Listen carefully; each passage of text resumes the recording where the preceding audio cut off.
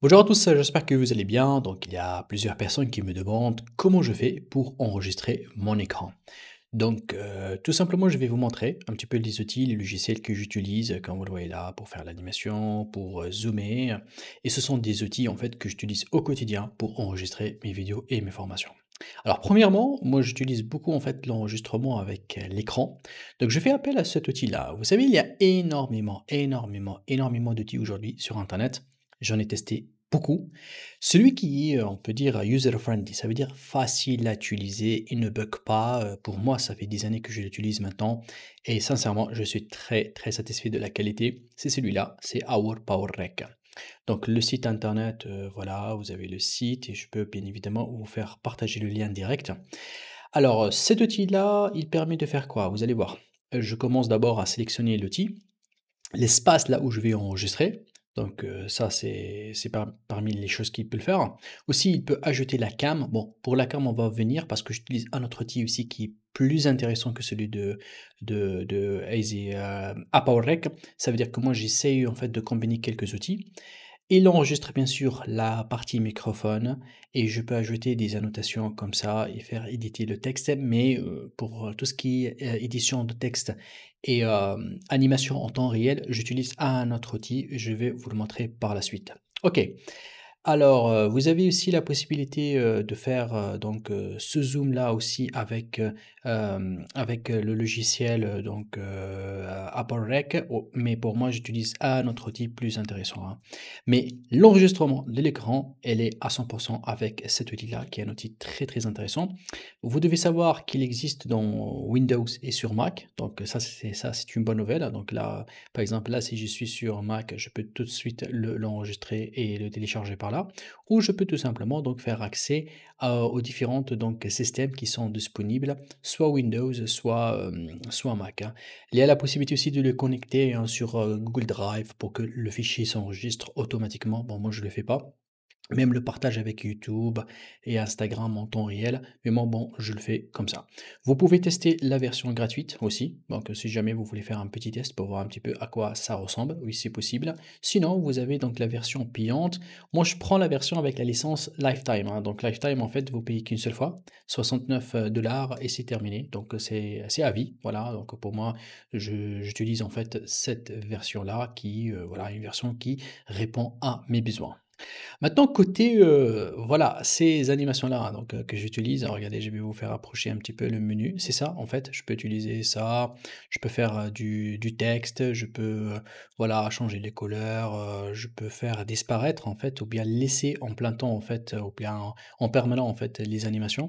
Ça, c'est un outil que j'ai beaucoup aimé, donc il zoom aussi, c'est celui-là, voilà, c'est un outil qui s'appelle, Screen Branch, tout simplement un outil bon celui-là, aujourd'hui il est disponible sur, Mac, voilà, que je peux le télécharger sur Mac ou bien sur même le téléphone, et l'outil, en fait, ce qui est très intéressant que je peux le manipuler avec le clavier, avec des raccourcis, donc c'est pour cela que je peux aller très vite, vous allez voir là et il y a énormément de configurations côté donc les raccourcis, côté, même parfois si vous êtes en train de connecter un autre par exemple, vous êtes en train de faire une projection, vous pouvez le connecter avec votre PowerPoint. Le setting, alors là, il est très poussé, très développé. Pour moi, j'ai trouvé les paramètres qui m'intéressent le plus et du coup, aujourd'hui, je bosse beaucoup avec cet outil-là. Maintenant, si on parle, côté caméra, donc là, voilà, vous êtes en train de me voir donc, sur cette caméra-là. Donc, cette caméra, si vous voulez, j'utilise un outil qui est celui-là, c'est, Mirror, Magnet. Donc, aujourd'hui, cet outil-là, il est disponible sur Mac. Pourquoi j'utilise en fait? Parce qu'il y a énormément de paramètres que je trouve que très sympathiques. Je vous montre, les paramètres, hein. C'est ça. Donc j'ai des paramètres généraux là pour lancer ça, automatiquement avec les raccourcis. Mais côté caméra, c'est ce que j'aime, donc il peut se connecter à plusieurs caméras, il peut me donner une très belle qualité, je peux zoomer, je peux travailler un petit peu ici comme vous voyez là, le côté, couleur, lumière et tout. Et l'apparence, c'est ça, je trouvais qu'elle est très sympathique l'apparence, c'est là en fait. Là, je peux le faire rectangulaire, je peux le faire carrément, éclipse comme celui-là, regardez et par la suite même, donc la portion, je peux le faire comme ça, par exemple. Et là, j'ai la taille, hein, donc je peux faire, des grandes tailles et j'aime beaucoup ça. La bordure aussi, je peux l'utiliser. Regardez là, je peux le faire comme ça. Aussi bien, il y a un petit peu bon, si on veut le voir l'autre, il faut le faire comme ça, voilà. L'ombre, oui, il y a un ombre donc derrière, vous allez le voir, comme je peux le mettre fort et moyen. Il y a aussi la possibilité lorsque je ramène la souris, je peux voir ce qu'il y a derrière et ça, c'est intéressant pour lire, en fait, le texte et tout. Sincèrement, c'est un outil que j'adore personnellement. Voilà, il marche, il fonctionne très, très bien et du coup, voilà, donc j'ai décidé, en fait, de bosser avec cet outil-là et de faire, pratiquement voilà donc mes caméras et mes outils en fait. Donc là voilà la size et sincèrement, il est bien. Je trouve qu'il est sympathique. Voilà donc l'outil, vous avez ici le site internet que vous voulez, si vous voulez donc le tester et je termine en fait avec un autre outil qui lui aussi il est très intéressant, qui est celui-là. Il s'appelle Reflector 4. Attention donc ça c'est le site internet, hein, donc ce qu'il faut, je vais vous mettre en fait le lien de cet outil-là dans la description aussi. Donc ça, c'est l'URL. Alors qu'est-ce qu'il fait celui-là? Je vais vous montrer. Il est disponible en Windows et aussi en Mac, ça ce qui est très intéressant. Alors, je vais l'ouvrir et vous allez comprendre ce qu'il fait. Imaginez que je veux partager mon téléphone.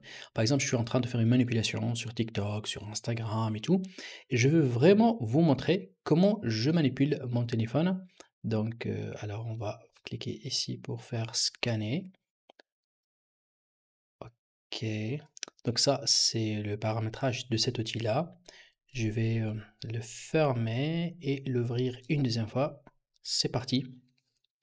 Et je veux en fait faire tout simplement copier mon téléphone. Alors ce que je vais faire, je vais, tout simplement, prendre ici mon téléphone. Donc là, j'ai donc, mon téléphone, donc je peux le faire d'une manière soit avec le câble ou tout simplement donc en scannant donc ce code-là et je vais vous montrer en fait comment ça se passe. Donc là, vous allez voir tout de suite en fait l'apparition donc, du de mon écran.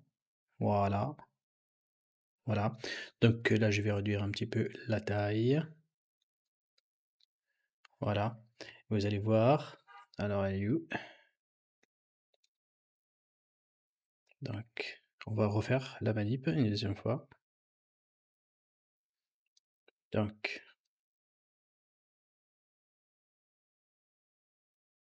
donc si ça passe pas, on va essayer de le refaire une deuxième fois. Hop, hop et voilà et voilà. Donc je vais vous montrer.